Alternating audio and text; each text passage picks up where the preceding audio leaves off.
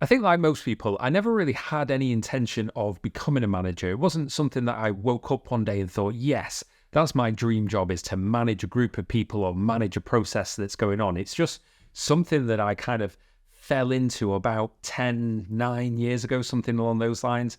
And I've noticed even within that period of time, it has changed massively.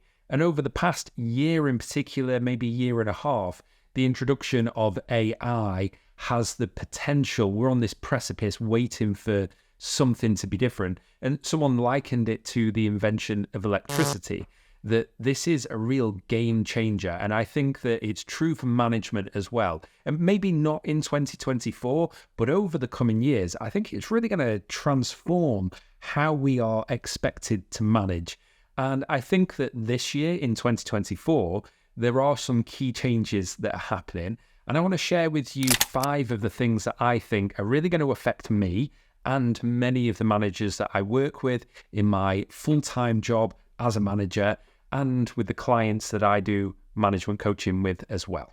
So at number 5, I think that remote working is here to stay. Now, I do think that is a little bit of a controversial issue because I see some people being forced back into the workplace, having to go back into physical offices. And there's nothing wrong with that. If that's something that you want to do, I'm all for it. And that's why I think hybrid working is the best way to do things, because it allows for flexibility. It allows for personal preferences and characters and styles, or you really need the face-to-face connection with people, then being in an office is great. But what if you're someone that really enjoys spending time at home, just getting on with the job at hand and only communicating when you need to? And there are plenty of people like that as well. And I think that a well-done hybrid approach allows for that to happen. However, I do think that remote working is here to stay now, which means we're going to see an even bigger increase in online meetings. And I've already seen over the past few years that people are really fatigued with this. They're often dual screening and typing away and just kind of engaging enough to be part of the conversation, but they're not really in it. And you can see that. And I'm a firm believer in that we should be looking to reduce the amount of meetings. Certainly early in the morning for most people, they take up a lot of time. People are not as efficient with them because they see that they've got the whole day ahead of them. And so if it's an hour or an hour and a half or 2 hours, it's fine. We've still got loads of time ahead. But for many people, those meetings should just be emails. They should just be little notes in Slack or whatever other communication systems you have. And protecting that morning to allow people a bit of admin time or to focus on tasks that are really important to them, and then pushing some of those meetings later on in the day, towards the end of the day, and just thinking, does this need to be a meeting or can it be an email? I think we should take that forward massively in 2024. And the thing that I think we should watch out for in this is becoming an absentee manager that doesn't really connect the team together because people are remote and disparate. Oh, and they're fine. I'm promoting autonomy. They just get on with it. And therefore you have a group of 5 or 10 people that should be collaborating together, that should know each other to an extent. And they just end up being siloed workers that, again, some people do like that. I'm aware of it. But we are generally social creatures as humans. And I think that there is something in knowing each other. There's something in connecting together. Even if it is online, we should, as a manager, be really mindful of that because it helps build trust. It helps build connection. It helps build productivity and collaboration. And all of the other pieces can fall into place once a team connects and works really well together. And number 4, Gen Z, making up a huge part of the workforce in the coming year. And Gen Z are different to millennials, they're different to Gen X, they're definitely different to the boomers. And if you are a manager, you're most likely to be a millennial or above yourself, which means that you are dealing with a different type of person that grew up in a different society to the one that you grew up with.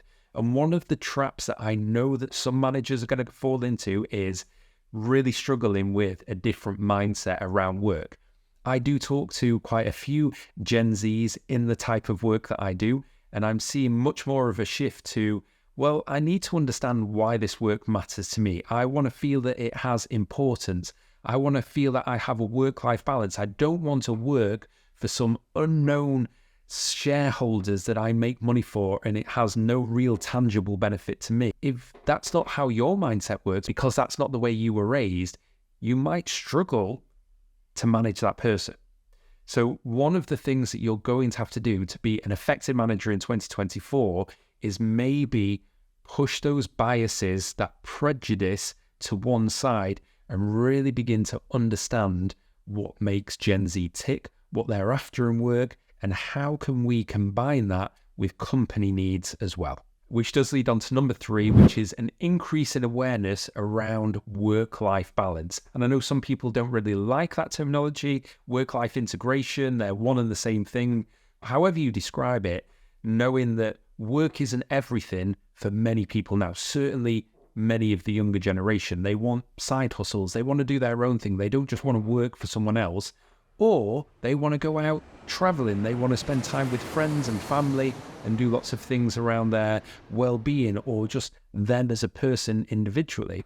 And so I think as a manager, we've got to be much more mindful of people's individual well-being. We've got to be much more mindful of psychological safety and treating people with respect and being mindful of mental healthiness, not just physical healthiness. And again, that might be a sticking point for some managers who think, well, this was never a problem back in my day, and therefore it's a new issue, and they've just made it up.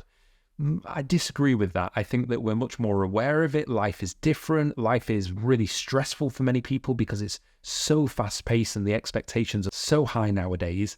We've got to be mindful as managers to take that into consideration when we're supporting people. And number 2, AI, that huge buzzword at the moment, and it's completely revolutionizing many workplaces. And if it's not revolutionized yours yet, it will probably come in time. Maybe not this year, maybe not next year, but within the next 5 or 10 years, I think we're going to see a massive shift in what people's roles and responsibilities are. Now, in 2024 as a manager, first and foremost, you need to be aware of the pitfall that thinking AI is ChatGPT. That's not AI, that's one element of it, a really useful element of it, but there's so many other things that you can do with it. And I really encourage you to think about some of the simple tasks that you do and then Google, can I automate this? Can I find some AI software that could do that for me or could take away some of the stresses and strains from team members, some of the monotonous jobs that they don't really enjoy doing?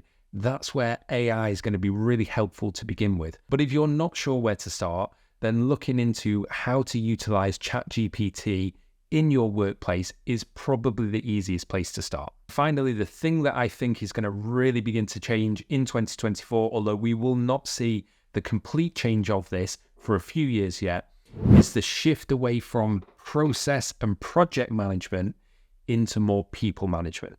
As AI continues to grow and our use of it becomes more refined, I think process and project management will start to be taken over by AI, and we'll be, as managers, getting used to putting in different prompts and using different applications to take over the day-to-day running of it. So I don't have to remember to check in with people. I don't have to remember to do a risk analysis. I can just leave AI to be running in the background, reminding people of that, checking in, creating really effective project plans to work from, which frees the manager up to spend more time with team members, focusing on well-being, focusing on their particular needs, and finding ways to be more creative, more collaborative, thinking outside the box.